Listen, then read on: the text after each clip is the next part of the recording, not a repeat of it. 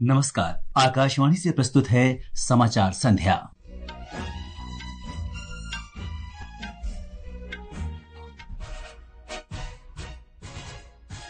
Dubai में ICC champions trophy cricket के final में भारत और न्यूजीलैंड के बीच रोमांचक मुकाबला जारी। केंद्रीय गृह सचिव गोविंद मोहन ने जम्मू में उच्च स्तरीय सुरक्षा समीक्षा बैठक की अध्यक्षता की। संसद के बजट सत्र का दूसरा चरण कल से शुरू होगा।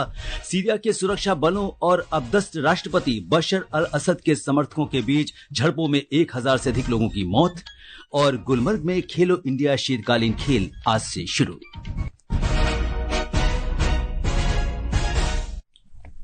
समाचार संध्या के साथ मैं सिद्धार्थ सिंह।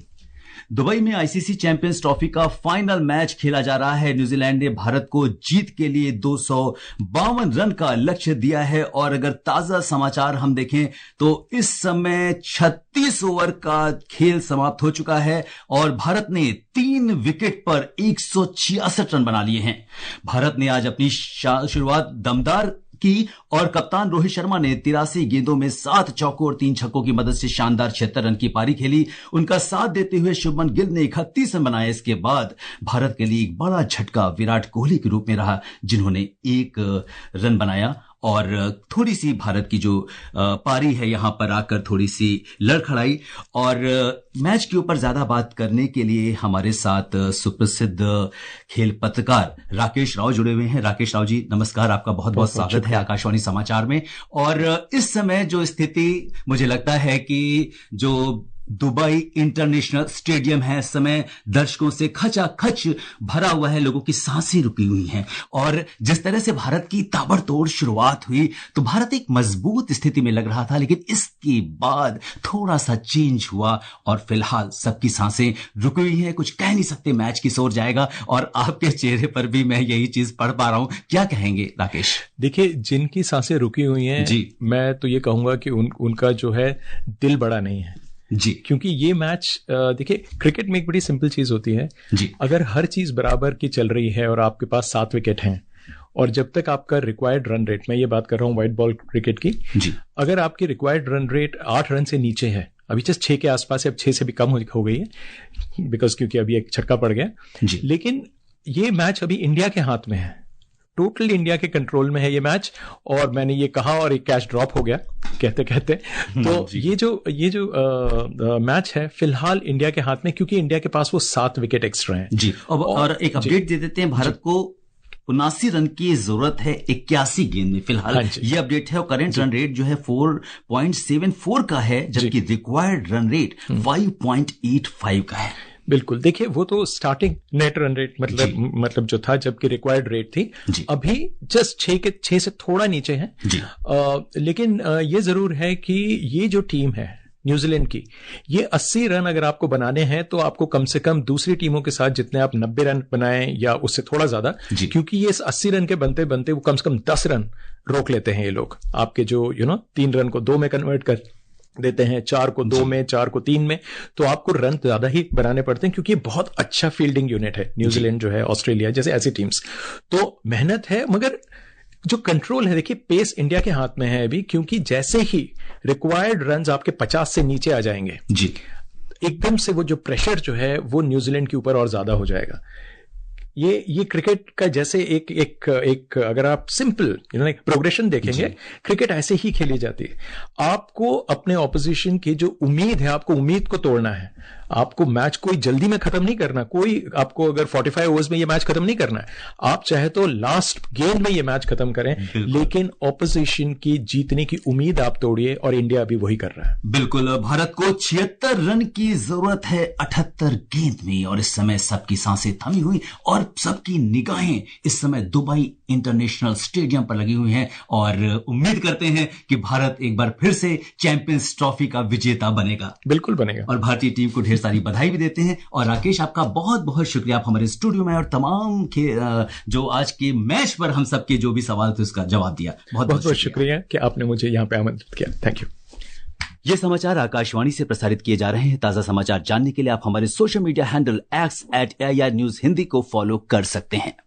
संसद के बजट सत्र का दूसरा चरण कल से शुरू होगा। सत्र का ये चरण 4 अप्रैल तक चलेगा, जिसमें 20 बैठकें होंगी। वित्त मंत्री निर्मला सीतारामन कल मणिपुर के लिए बजट पेश करेंगी। पिछले महीने मुख्यमंत्री एन बीरेन सिंह के इस्तीफे के बाद से राज्य में राष्ट्रपति शासन लागू है। हमारे संवाददाता ने बताया है कि सत्र के दौरान वित्त वर्ष 2025-26 के लिए अनुदान मांगों और संबंधित विनियोग विधेयक पर चर्चा और मतदान किया जाएगा।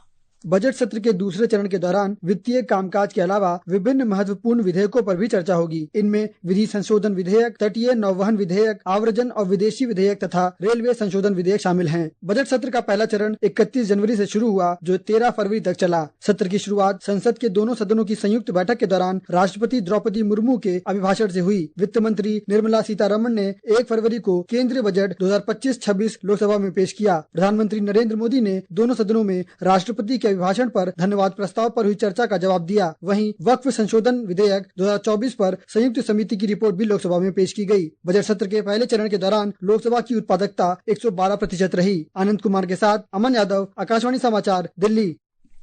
केंद्रीय गृह सचिव गोविंद मोहन ने आज जम्मू में एक उच्च स्तरीय सुरक्षा समीक्षा बैठक की अध्यक्षता की। बैठक में क्षेत्र के सुरक्षा परिदृश्य, आतंकवाद विरोधी अभियानों और उभरते खतरों पर ध्यान केंद्रित किया गया। जम्मू कश्मीर के डीजीपी नलिन प्रभात और आईजी भीमसेन टूटी और वीके बिरदी सहित शीर्ष अधिकारी बैठक में शामिल हुए। चर्चा किए गए प्रमुख बिंदुओं में आगामी अमरनाथ यात्रा के लिए सुरक्षा सुनिश्चित करना, आतंकवाद विरोधी रणनीतियों की समीक्षा करना और विशेष रूप से घुसपैठ के आसपास उभरते खतरों को संबोधित करना शामिल था। इसका उद्देश्य जम्मू कश्मीर में शांति और स्थिरता बनाए रखने के उपायों को बढ़ाना है। प्रधानमंत्री नरेंद्र मोदी मंगलवार को 2 दिन की यात्रा पर मॉरिशस जाएंगे। श्री मोदी मॉरिशस के राष्ट्रीय दिवस समारोह में मुख्य अतिथि होंगे। एक रिपोर्ट।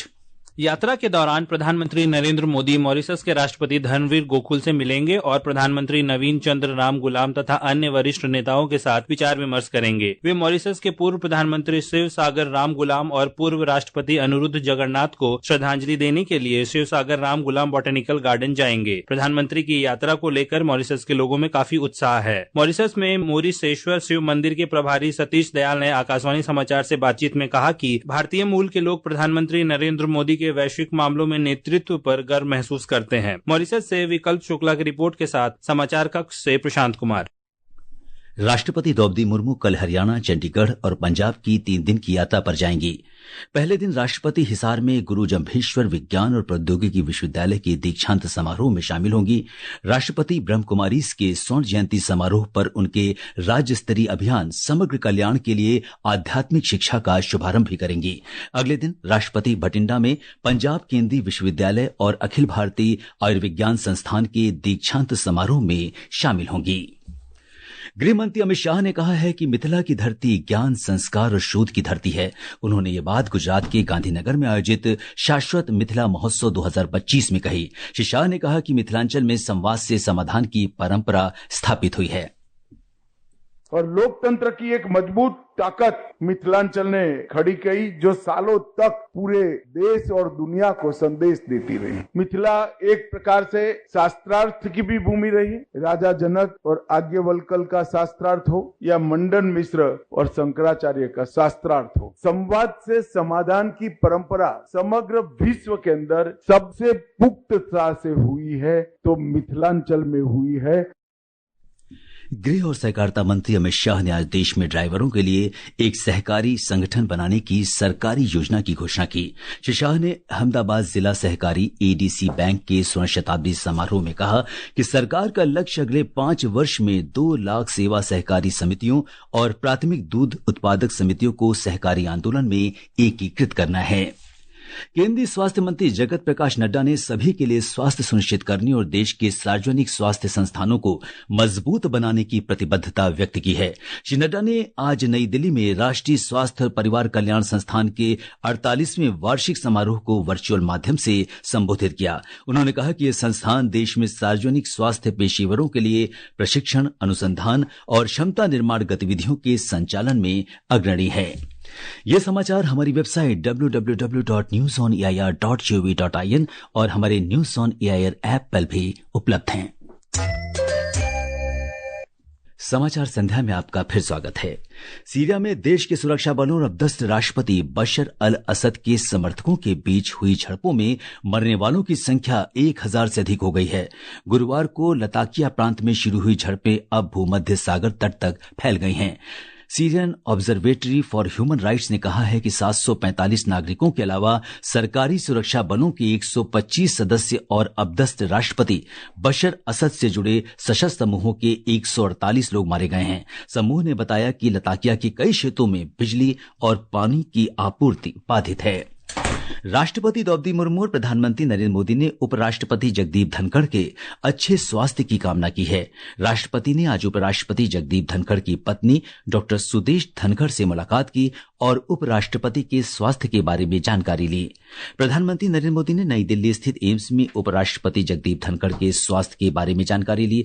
प्रधानमंत्री ने उनके अच्छे स्वास्थ्य और शीघ्र स्वस्थ होने की भी प्रार्थना की। उपराष्ट्रपति धनखड़ को बेचैनी की शिकायत के बाद कल रात अस्पताल में भर्ती कराया गया था। सूत्रों ने बताया कि श्री धनखड़ की हालत फिलहाल स्थिर है। इंदौर नगर निगम के आयुक्त शिवम वर्मा ने आज कहा है कि उनका संगठन देश के अन्य शहरी स्थानीय निकायों के साथ कचरा प्रबंधन और स्वच्छता के संबंध में अनुभव साझा करने और उनका मार्गदर्शन करने के लिए तैयार है। श्री वर्मा ने गैर सरकारी संगठन सुलभ इंटरनेशनल सोशल सर्विस ऑर्गेनाइजेशन द्वारा पटना में आयोजित 2 दिवसीय राष्ट्रीय सम्मेलन के पूर्ण सत्र में अपने विचार व्यक्त किए। आयुक्त ने कहा कि इंदौर ने अपने बेहतरीन कचरा पृथक्करण और कचरा आधारित राजस्व मॉडल के मूल सिद्धांत के कारण पिछले कई स्वच्छ भारत सर्वेक्षणों में भारत के सबसे स्वच्छ शहर के रूप में अपना दर्जा बरकरार रखा है। एक बहुत ही रोबस्ट हमारा जो आईसी मैकेनिज्म है, लोगों को सिखाते हैं जो सेग्रीगेटेड वेस्ट नहीं देते हैं उनका हम कचरा नहीं लेते हैं, उनको पेनलाइज करते हैं और पेनल्टी हम इतनी लगाते हैं कि इंदौर शहर में डेली 3-3.5 लाख की पेनल्टी लगती है। क्योंकि हम लोग स्वच्छता के ही टर्म्स में अपनी चीजों को काउंट करते हैं तो 3 दिन में कचरे की गाड़ी खरीद लेते हैं, इतना पेनल्टी लगाते हैं हम लोग। जम्मू कश्मीर के गुलमर्ग में 5वें खेलो इंडिया शीतकालीन खेल 2025 के दूसरे चरण की आज औपचारिक शुरुआत हुई। ये प्रतियोगिता 12 मार्च तक चलेगी। इन खेलों में देश भर के 550 से अधिक खिलाड़ी हिस्सा ले रहे हैं। खेलों के पहले दिन पिछले चैंपियन सेना की टीम ने अपने अभियान की शानदार शुरुआत की। आज उसने 2 स्वर्ण, 2 रजत और 3 कांस्य पदक जीते। हिमाचल प्रदेश ने 1 स्वर्ण, 1 रजत और 1 कांस्य पदक पर कब्जा किया। मेजबान जम्मू और कश्मीर ने पहले दिन 1 स्वर्ण और 1 रजत पदक जीता।